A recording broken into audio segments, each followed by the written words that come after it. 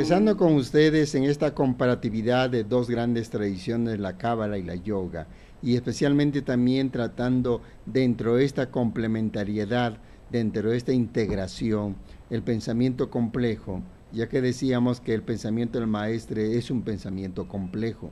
Y asimismo, pues ahora vamos a hablar de esta integración de ese mundo de la acción, ese mundo de la formación en la yoga.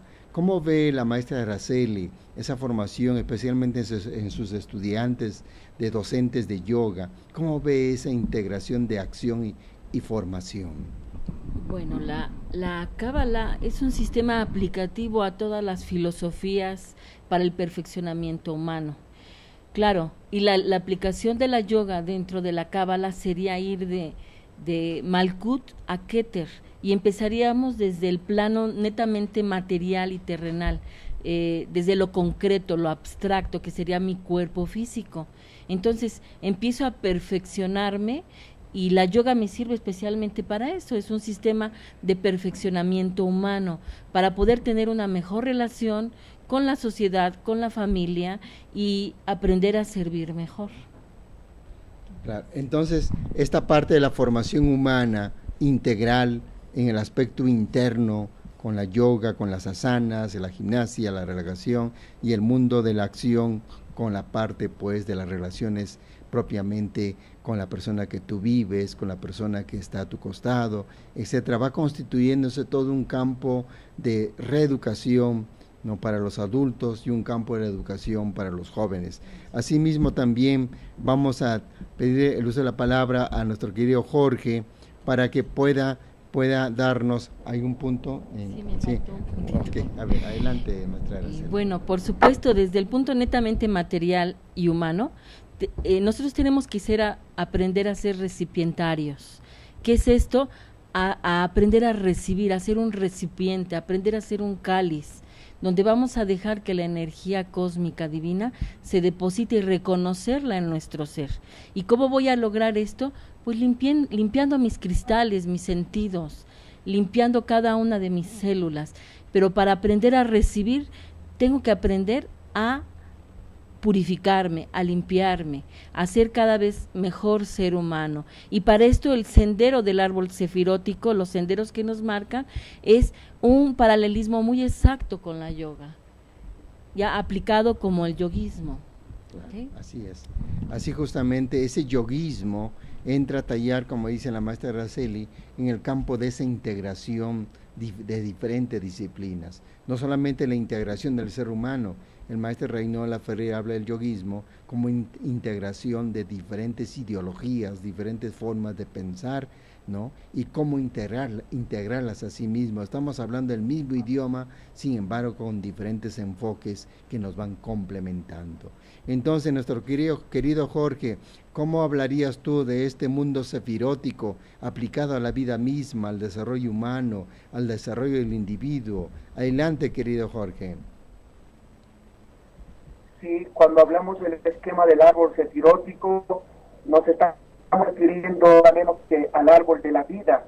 Y el árbol de la vida es aquello que marca la evolución del hombre, es alcanzar atributos para conocer la verdad. Y para entender un poco más claro para las personas que no entienden mucho este idioma, estamos hablando, sabemos, de desarrollar sabiduría, de desarrollar inteligencia, de alcanzar la virtud de la clemencia, la belleza, además de la gloria y la victoria. Son herramientas que nos proporcionan justamente para mejorar nuestra calidad de vida y, como ya lo dijimos, no solamente un mejoramiento personal, sino también familiar, que es lo más importante.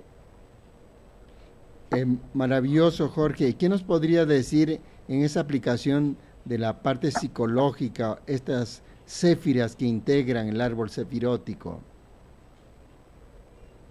Justamente trabajando con las familias que tenemos a nuestro alcance aquí, gracias a este trabajo que es la Corporación Raimondi, tenemos la oportunidad de compartir justamente estas céfiras para que los padres de familia entiendan que hay una oportunidad de vivir mejor, que a pesar de tener tiempos difíciles, se pueden tener familias felices.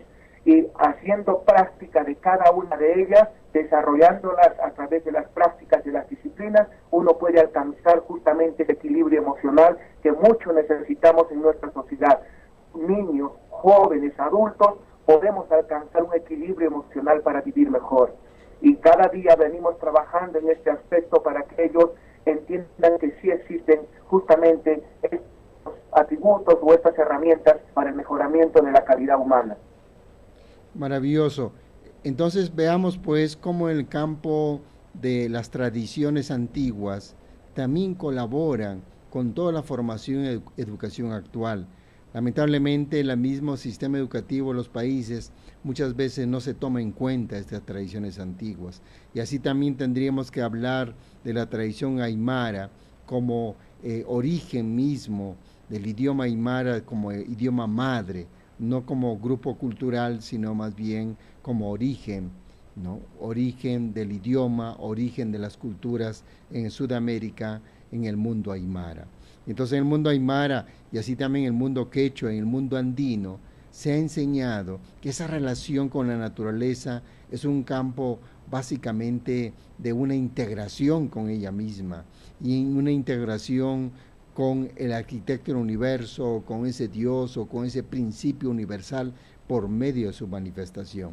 Y entonces estamos hablando de formas de integración que lógicamente ahora con la ciencia se están tomando en cuenta dentro del punto de vista de la palabra integración, dentro del punto de vista de la palabra complementación, dentro del punto de vista de la transdisciplina, ir más allá de las disciplinas para ser complementado con otras disciplinas.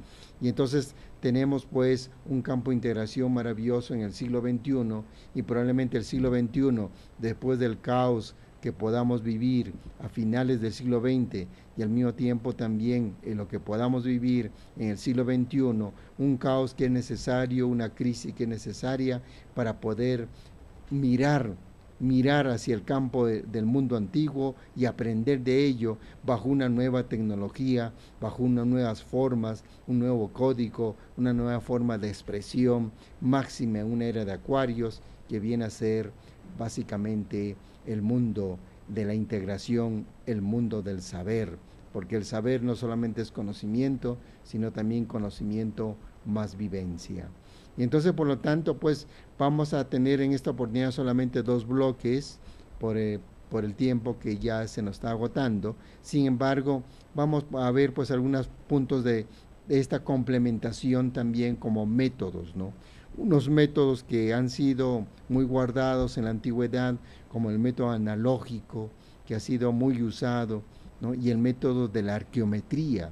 La arqueometría es una ciencia antigua que une bajo concordancias diferentes realidades y que probablemente en el siglo XXI se vaya a usar para poder complementar las ciencias con una base de transdisciplina y con una base también de pensamiento complejo, que de observar diferentes realidades, cómo se unen y que al mismo tiempo nos dicen lo mismo con diferentes enfoques que complementan nuestra vida y no existen rivalidades, porque justamente cuando los sistemas entran en rivalidades nacen las religiones y las religiones buscan una base de creencias en la cual el ser humano piensa que su creencia es superior a la otra, cuando en realidad simplemente estamos hablando el mismo idioma bajo diferente enfoque de una misma realidad. Y entonces, bajo ese enfoque de la arqueometría, bajo ese enfoque del mundo analógico, ¿no? ¿Qué nos quisieran decir nuestros queridos invitados que tenemos a la maestra Araceli, a Jorge? Esas concordancias, ¿no? Entre realidades, por ejemplo, escuela, formación, profesores, ¿no? ¿Cómo se puede ir dando esas concordancias? Por ejemplo, me atrevo a pensar que la vida de un profesor con mayor estabilidad va a dar estabilidad a los jóvenes. ¿Y cómo puede un profesor conseguir mayor estabilidad, ¿no? Mayor seguridad en sí mismo? Y asimismo también podemos hablar del caso de los padres. Cuanto más los padres tiendan a una estabilidad emocional, a una realidad diferente en su trato entre ellos, cómo pueden influenciar en esa realidad del estudiante. En esa experiencia de comunidad escolar, ¿cómo lo has vivido tú, querido Jorge? Sí, justamente cuando hablamos de arqueometría estamos hablando de la parte científica, de la parte del sustento, de análisis, de dar y brindar a los padres de familia estrategias y técnicas que le ayuden a mejorar también su calidad de vida. Entonces nosotros hemos experimentado bastantes cambios, llevamos ya casi 7 años trabajando con población de jóvenes, adolescentes y padres de familia. Y en realidad tiene que ver mucho estas técnicas ancestrales, porque si bien es cierto, hoy se conocen con nuevos nombres, pero si hacemos un estudio vamos a ver que son nada menos que estas técnicas antiguas que vienen a florecer, pero a veces con distintos nombres. Sin embargo, si nos vamos a la raíz, vemos que efectivamente seguimos usando estas técnicas ancestrales para poder compartir experiencias y sobre todo ver pruebas y testimonios de muchas personas que han ido mejorando en el transcurso del tiempo. Así que hay una gran validez a estas técnicas y enseñanzas ancestrales, una gran validez que se da porque es la forma de cómo uno debe de ir investigando y poniéndole esa base científica, sobre todo para el mejoramiento de nuestra calidad de vida. Muchas gracias, Jorge, por tu participación. Vamos cerrando ya el programa. Nuestra querida maestra Araceli Recías, ¿qué nos puede decir de esas concordancias que tú notas en el caso de tú como formadora de grupos de docentes y los docentes mismos y a los estudiantes que ellos van a dar? ¿Cómo encuentras esas concordancias? ¿Cómo va mejorando tus estudiantes para que puedan dar las clases de yoga? ¿Qué experiencias has tenido al respecto? Bueno, pues primero que nada llegan las personas a querer aprender yoga, quizás por una moda, quizás por una enfermedad, cualquier motivo no importa cuál sea, pero llegan las personas. Cuando van conociendo lo que verdaderamente es la yoga, que es unión, que es conexión, que es perfeccionamiento humano, entonces van deleitando lo que es esta conexión, primero consigo mismos, y ese perfeccionamiento, primero a nivel personal, para poderlo compartir a nivel familia y sociedad. Y entonces cuando ellos se enfrentan ya a sus grupos, este conocimiento se va transmitiendo, pero no solamente es hablado, sino es algo que ya se emana porque es la actitud, el comportamiento del ser humano y del individuo. Hoy en la actualidad tenemos muchos instructores de yoga que se forman en cursos que son de manera muy rápida y realmente tienen muy poca formación. Tendrán información, pero no formación. Entonces, vemos aquí afortunadamente los resultados con ellos, porque aquí se van formando desde lo que comen, desde cómo conviven, desde su comportamiento humano, y entonces esto es aplicativo para que el ser humano lo comparta aún en silencio, porque tenemos el lenguaje, es el 85% no verbal, porque es lo que el ser humano ya transmite con lo que hace, con lo que es, con su ser mismo, y es lo que compartimos en los grupos por la formación que se les va dando. Las personas llegan de cero realmente. Es que yo podría hacerlo, maestra. Claro que sí, solamente tú, flojito y cooperando, como decimos en México. Tienes que tener buena voluntad, reflexión, sutilidad de espíritu y querer servir a la humanidad, porque eso es lo que nos distingue a los que tratamos de hacer un beneficio a la humanidad, a los iniciados. Muchas gracias, pues vamos a terminar el programa y en la próxima seguiremos hablando de estas concordancias de paralelismo de tradiciones, al mismo tiempo tomando como eje la yoga y la cábala, que son dos columnas muy fuertes para un perfeccionamiento y una trascendencia del ser humano. Muchas gracias, querido Jorge, muchas gracias, maestra Araceli. Nos vemos el próximo viernes. Que Dios los bendiga.